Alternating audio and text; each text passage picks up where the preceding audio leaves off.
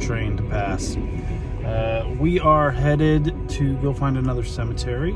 This one is also buried deep in the woods, which means a little bit of hiking through some snow. We'll see how that goes. I like this kind of a hunt for a cemetery. It's you know, it's like archaeology. It's adventuresome. You know, anybody could just pull up to the cemetery on the side of the road and see some cool stuff. But when you are dedicated and really want to see some old cemeteries, man, you gotta hike through some forests in the snow. So let's see if we can track it down. All right, so apparently the cemetery is somewhere in there, so that's where we're headed. Let's see if we can track it down. First trick is finding a good entry point, because there's no path up here. So I think we're gonna follow these little bunny trails and head on in.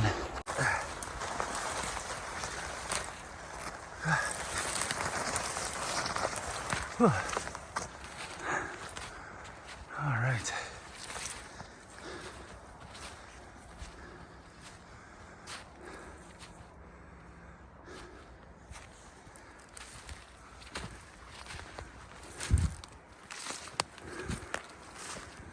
I think I see some. Didn't take long. Yeah, here's some stones buried under the snow. There's one there. Time to find some more. There's definitely a stone here, or at least the base of one.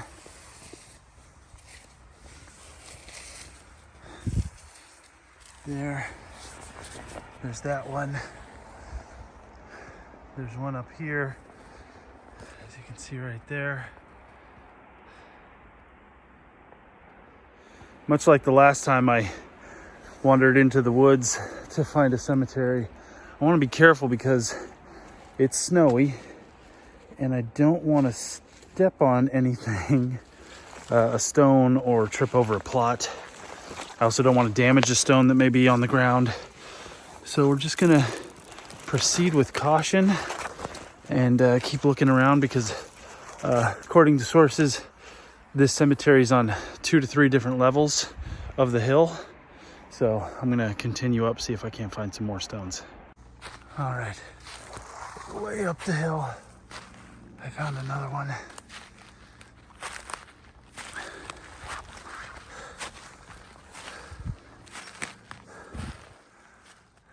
Martha, I believe. And I think I see some more up there. So we'll continue the climb. Continue to climb up. Whew.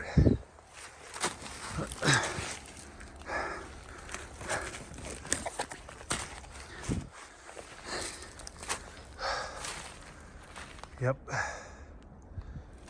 Found it. This must be the main part. Several stones here.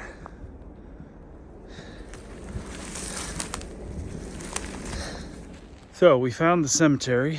There are quite a few stones still upright. Some of them are just leaning against trees. which kind of means probably that's not where that person is actually buried, but a close proximity to it, I hope. A lot of snow-covered stones. We're gonna brush the snow carefully off of some of them so we can see what the inscriptions read. All right, so here's the first one.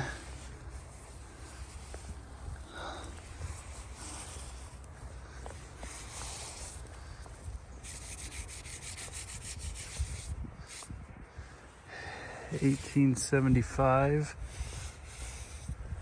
Hudspeth.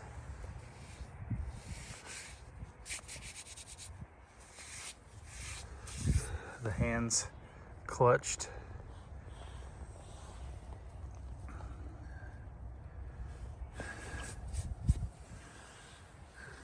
Stone is in pretty rough shape, which isn't surprising for its age. We're going to check this one over here. I'm being very careful to kind of follow my own tracks, where I've already kind of made sure I'm not stepping on anything. It's a rather large stone.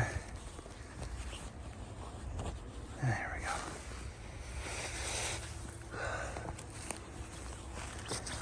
Here we are. We got the Holy Bible. F-R-A-N-O-E-S.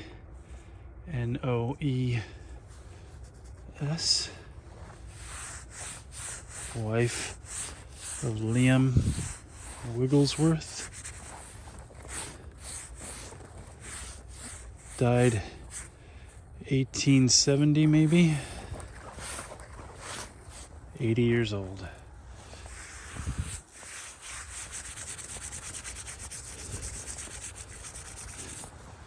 A wreath with the Bible in it. Still looks good. Unfortunately, it is just leaned up against a tree, so hopefully this is near where her final resting spot is.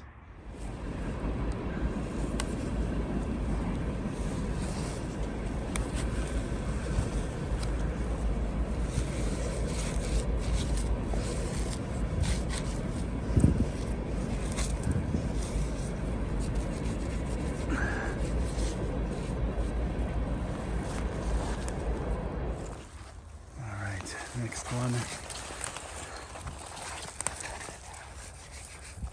Infant triplets.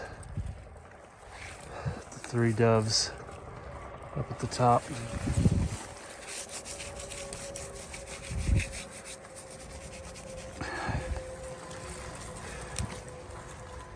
Daughters. 1854.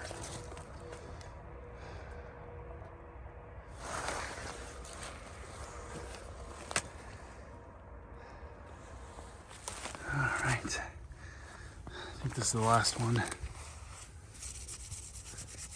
Poppy on the top. E-L-I-Z-A, Eliza.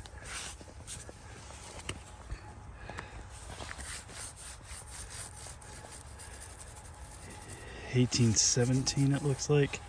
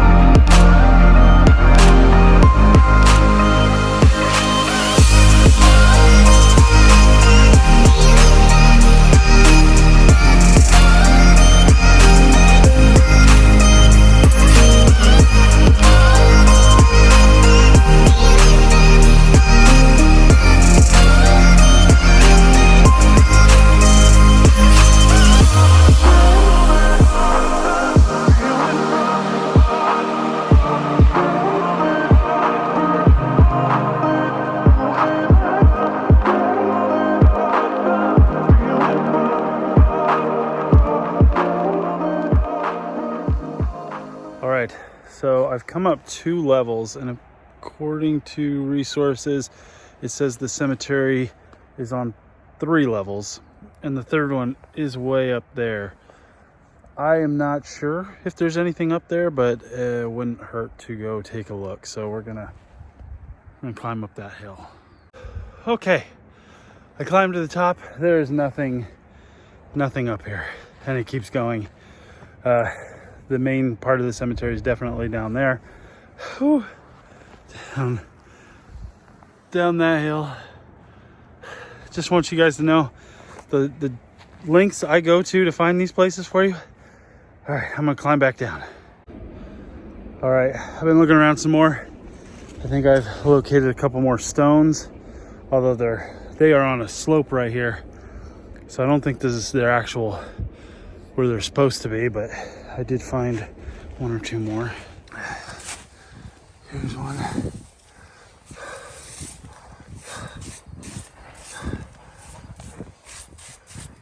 John.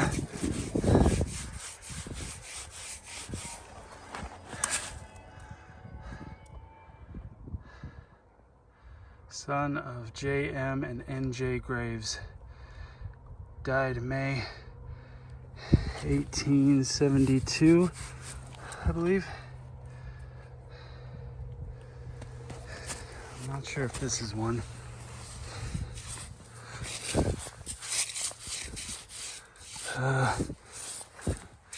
It's definitely stones, but it might be the actual base for this one. It would sit in there. So it might have been up there and got knocked down. All right, I found another one. I found a few more actually. This one looks cracked in half.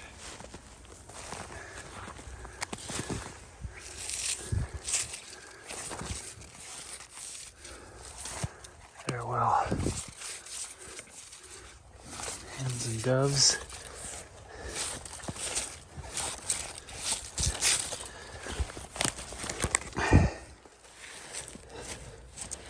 Samson A. Bailey.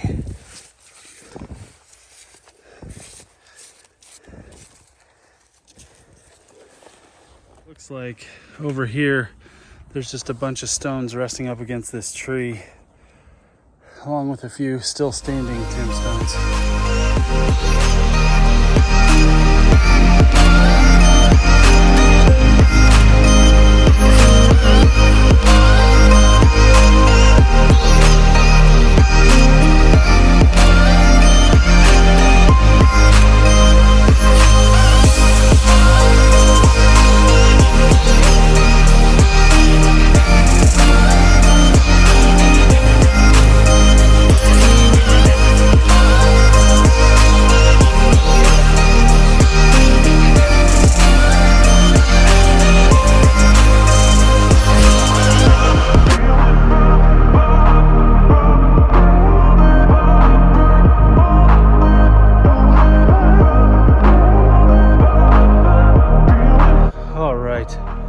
So I've walked all over the place up here, and I've come across a few more stones. This is, I think, the last one I can find, at least the last one that's upright.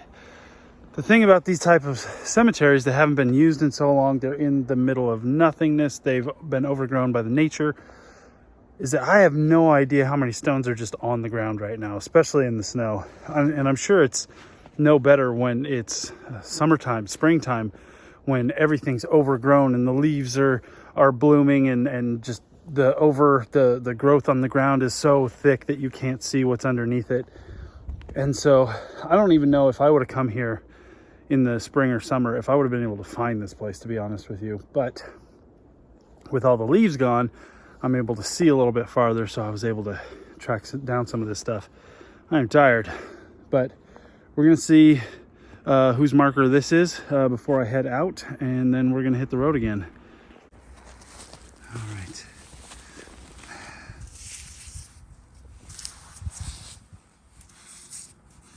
The clasping hands. Mess, M-E-S, C or G.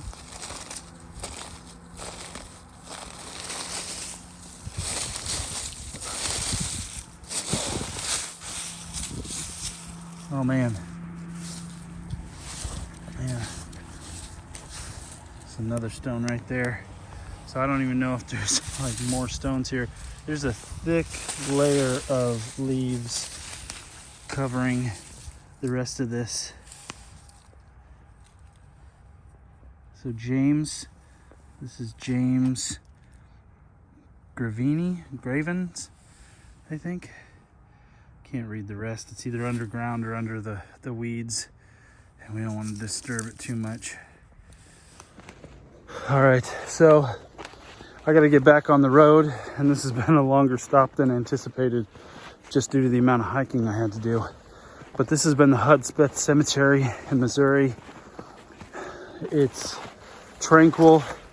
It's super overgrown. I have to be very careful not to step on or trip over however many stones there may be in this place, and all the bushes. And I'm gonna hike back down to the car and we're gonna get out of here. See you on the next one.